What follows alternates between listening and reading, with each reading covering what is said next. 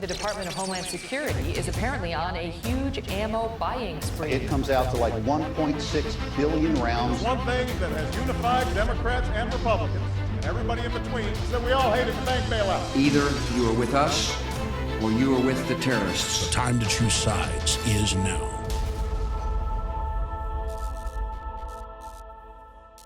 Welcome to the InfoWars Nightly News. It is Friday, August 8th, 2014, and I'm Leanne McAdoo. Here's what's coming up tonight.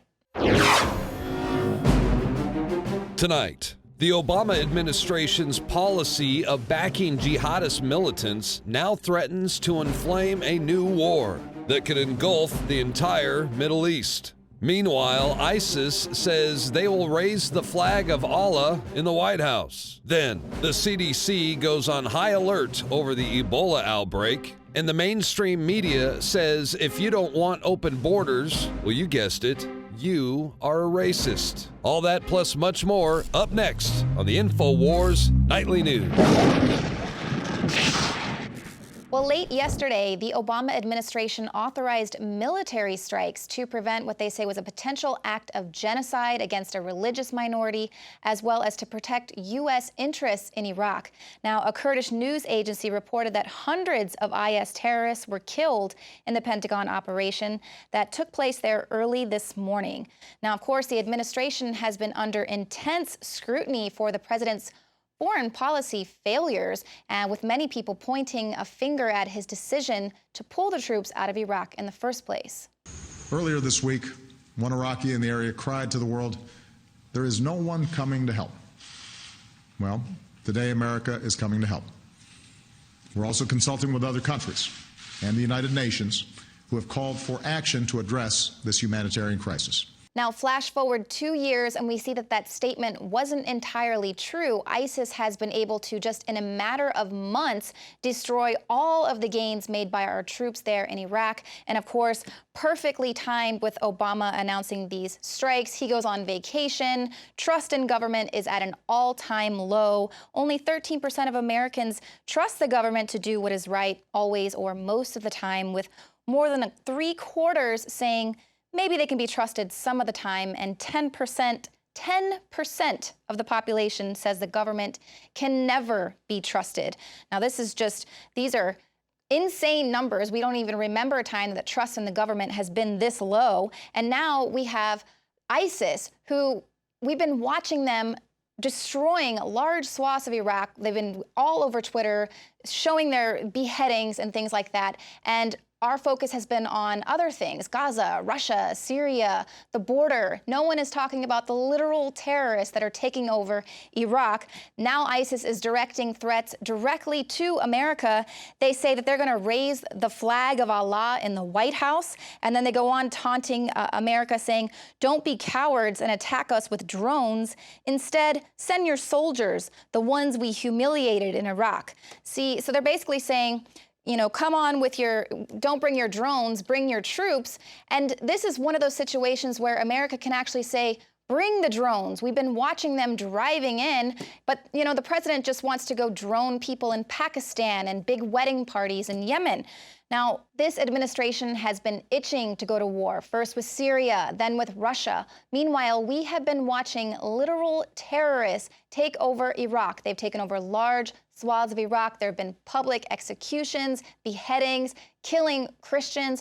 Why did it take the president so long to say, maybe we might strike these guys? In fact, he's talking to terrorists, saying, if you guys get a little too close, then we're gonna drone you.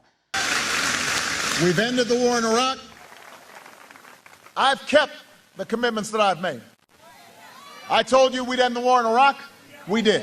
Remind them that this is the president that ended the war in Iraq. Joining me now in studio to further break down this current bombing campaign Obama is embarking upon in Iraq against ISIS, Alex Jones.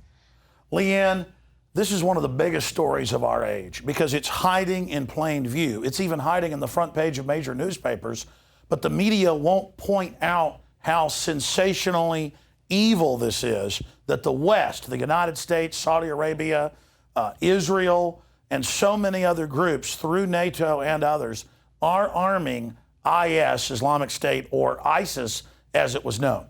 This is simply a branding change from Al-Qaeda, because the West was caught funding them in Syria the last 3 years, to IS. So we're going to show people the mainline documentation that it is our government at the front of the line with France and so many others, England's involved as well, Turkey's involved, literally turning loose a group that is murdering Christians from Africa to Iraq to Syria to Egypt. And now Obama has the nerve to claim he's bombing them. So we're going to break down exactly what's behind all of this. First off, here is a map of the ethnic breakdown and religious breakdown currently in Iraq. You notice the areas in green are Shia. This borders Iran. Iran is a Shia state to the east of Iraq. Then you have this area that's basically a desert, no man's land, influenced by Saudi Arabia and Kuwait to a great extent. Then you have the Sunni Arab group bordering Syria to the west. And then you have the Kurdish area in this area of northern Iraq. Now, the Pentagon, the globalists have been on record for a long time saying that the takedown of Saddam in 1991, the second takedown in 2003, was about destabilizing a stable country and bringing in destabilization forces and breaking the country in three parts. Why is IS now being bombed after 3+ years of being given weapons from Benghazi and other areas by the Pentagon, by NATO, by Qatar, by Saudi Arabia, and by all these other factors to literally kill more than 300,000 people, launch chemical attacks, you name it, against the Assad regime who did nothing to anybody in Syria? They were allowed to come in the last 6 months, invade Iraq, take major cities. The entire time this was happening, even months ago, the Pentagon would not bomb their convoys with their Predator drones. They would leave them be, claiming, oh, we don't know what to do. They were armed to begin with. You remember about a year ago, whenever Rand Paul and others said we're not Al-Qaeda's Air Force in Syria, just neighboring, that was about our military saying no to openly arming Al-Qaeda. So when the public got upset about that, they named it ISIS, or now IS, to confuse people. But it's the black flag of Al-Qaeda. It's the same people. So why are they bombing now? 2 reasons, then we'll go over the proof. Number one, Obama and the globalists are getting a lot of heat for openly being behind radical Sunni Islam with Saudi Arabia that is financing the entire destabilization so they can take over. And they're the big Western ally and the most radical form of Islam and the people that reportedly attacked us on 9/11, if you believe the official story. So who do we attack on 9/11? Do we attack the Sunni country that supplied 15 of the 19 hijackers? No, we attack Iraq with a secular leader, formerly CIA, put in 1979 during a more reasonable policy of stabilization of the region, though they moved to destabilization and had him attack Iran in that 7-year war in the 1980s. So it's an ongoing destabilization campaign that gets more and more morally bankrupt, more and more evil. Now, first off, he has to act like he's getting tough on these terrorists. How can they take our rights away when our own government is funding Al-Qaeda? Change the name, turn them loose. The public's not buying it. So now you bomb some limited areas up here because they had seized some infrastructure, some oil fields run by the West, and had seized some dams.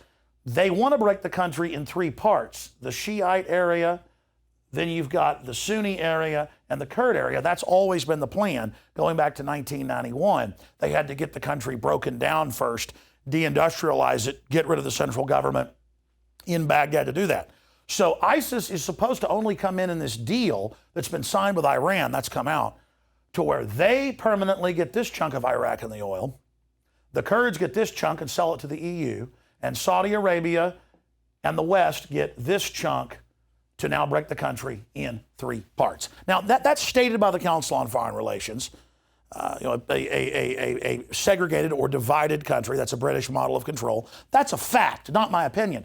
But on CNN and Fox News, you'll never hear any of this. It's just, we're bombing Al-Qaeda or ISIS. Aren't we good? Now let us take all your rights away. When they brought them in to begin with to bring down the country. So this country has been targeted by the West for deindustrialization, population reduction, and destruction, a crime against humanity, a hardcore, long-term war crime. That's the big issue. Now, it's not just about the destabilization of Iraq. It's also about using this new Al-Qaeda Islamic State base here in Western Iraq to continue to split up Syria and other surrounding countries. They've even got ISIS now attacking groups in Western friendly countries like Jordan and other areas. So this is a double cross of everyone, a completely devilish move. Now, finally, let's move to some of the documentation. Leanne McAdoo has some of the mainstream media articles right there. ISIS fighter claims Turkey funds the jihadist group. Well, there's no claiming about it. They have giant training camps there. There's another, London Independent, Iraq crisis, how Saudi Arabia helped ISIS take over the north of the country. Let's move on to the next story here. Another article out of Business Insider. ISIS is likely receiving funding from people living in countries allied with the U.S. It's not likely. It's been on record. This group was armed by the West, by NATO, trained by British commandos in Syria, and then ran back across the border to start this takeover. American allies are funding ISIS. No, America's doing it. What do you think Benghazi and the Stinger missiles were about? And the headlines now that they have them that we predicted. ISIS trained by U.S. government, another article. And John McCain went and hung out with them, with the leaders of ISIS a year ago. And now they've been handed all these oil fields that they supposedly run, but that oil companies are going to buy the oil from. Can't have any sanctions on ISIS. So the only reason they're being bombed is because they're not totally run, they're protected, and they're like demons you release into an area to destabilize things. They get greedy and start grabbing more. That's when the bombing starts to say, no, no, no, can't have those Kurdish oil fields. No, no, no, behave yourself or the predators are coming. This is managing evil in just a cauldron of destabilization. Let's move on now to the next stack of news here. Again, Obama is being heralded as finally taking on ISIS.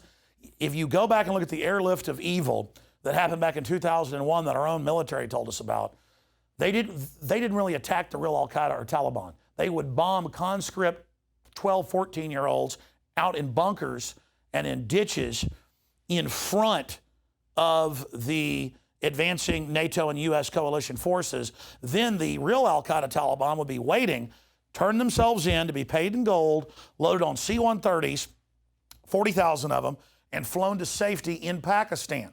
So again, Obama is doing this to distract the public from the fact that the West is actually bankrolling and protecting ISIS, and they're doing it to let them know who's boss and keep them in line, because all these groups hate each other.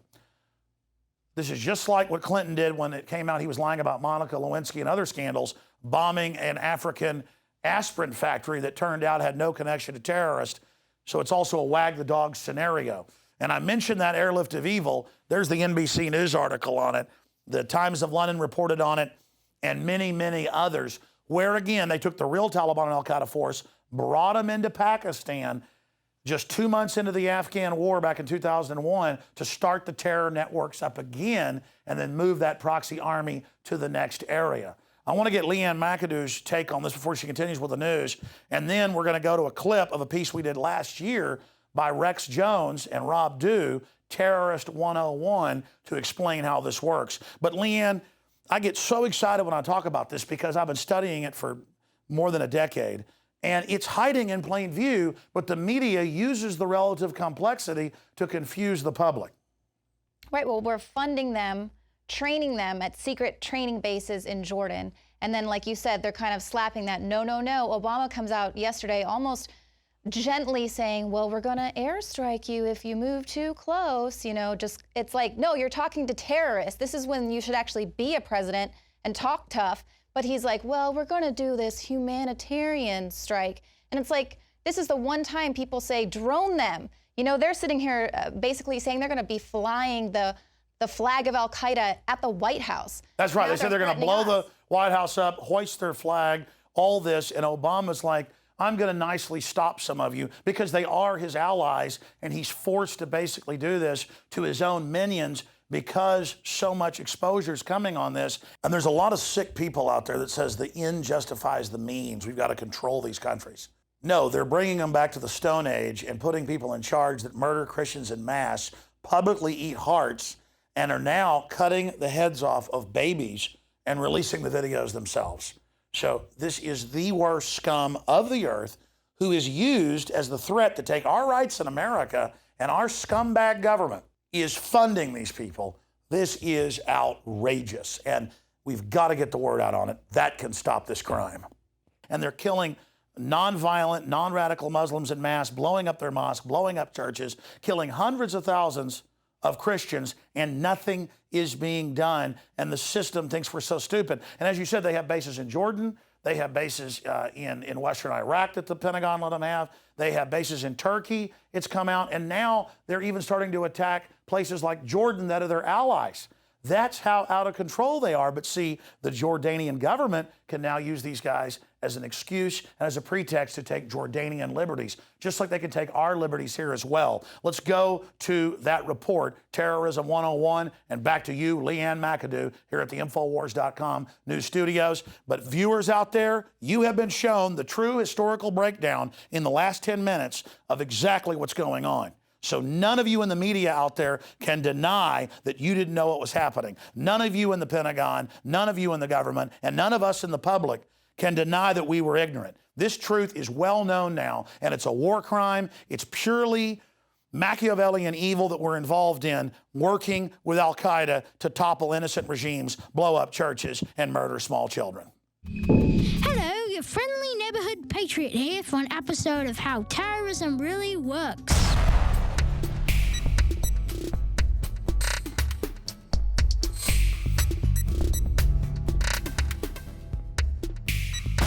First off, our terrorist group needs a scary name. Can you say Al-Qaeda? Let's try again. Al-Qaeda. Ah, it does roll off the tongue. Al-Qaeda. It's a perfect name. Now let's say the green piece here represents the terrorists. The terrorists then move into Pakistan or Afghanistan or whatever stan is not under banker control. The media then joins in to hype up the terror threat. Operates with impunity from safe havens inside Pakistan, conducting cross-border raids into Afghanistan and into Kabul. Once the terror threat is established, the banksters puppets send in the troops to take out the terrorists they put in there in the first place. Then the bankers install their own dictator to take control of the resources and oppress the people. As a bonus, the banks, via the black ops and intelligence agencies, will then ship the drugs back into the host country so they can imprison their own citizens for using the drugs, make huge profits selling the drugs, which finance other terror operations around the globe, and the cherry on the top is billions upon billions made on money laundering operations for the bankers. In a sense, you're watching as this opium is being grown. I know it grinds at your gut. How do you deal with it? What are you doing about it? Well, frankly, this is a part of their culture. So while it might grind in my gut, it's what they do. And if the citizens of the host country gets wise to these schemes or gets uppity, the banks via media will hype in nuclear terror threats, or an underwear bomber, or a Christmas tree bomber. Any excuse to take the American people's rights. Well, that just about wraps it up for Terrorism 101, How Terrorism Really Works. I'm your friendly neighborhood patriot. And now remember what Big Brother and other authoritarians say. Whatever you do, don't visit Infowars.com. Oh no, the control freaks don't like it. Oh.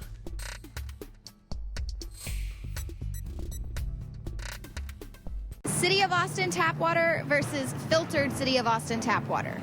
I can taste dirt in it. God knows what's in this. This has an aftertaste. Tastes like Austin water? Yeah, it does. Ugh. These people just sampled City of Austin tap water straight from the faucet. Next, we had them try a sample of tap water filtered through the ProPure G2.0 filtration system. High quality H2O. That one is better. Tastes like nothing. Yep, I know what good water tastes like. It's good water. Most tap water contains added substances like fluoride, chlorine, Monsanto's deadly pesticide, glyphosate, and many others. Studies prove that these substances are linked to an assortment of major health issues, including tooth decay, lowered IQ, and even cancer. It tastes like you're drinking out of the lake when you're drinking tap water. Yeah, it has that processed flavor to it. The ProPure G2.0 filtration system removes these deadly substances and many more, leaving only fresh-tasting, deliciously clean water. Okay, this is very tasty. It's good water. Refreshing. It's good. Go to InfoWarsStore.com today Use promo code WATER and save 10% off your ProPure purchase. Again, that's InfoWarsStore.com or call 1-888-253-3139. The facts are in. The studies are legion. Sodium fluoride and other toxic members of the fluoride family are devastating the health and cognitive ability of the American people. I am extremely excited to announce the exclusive InfoWars Life Fluoride Shield formulation, fusing 6 of the best documented ingredients from around the world to help the body remove not just toxic fluoride residues from the body, but a whole host of toxic substances. Secure your fluoride shield at InfoWarsLife.com today.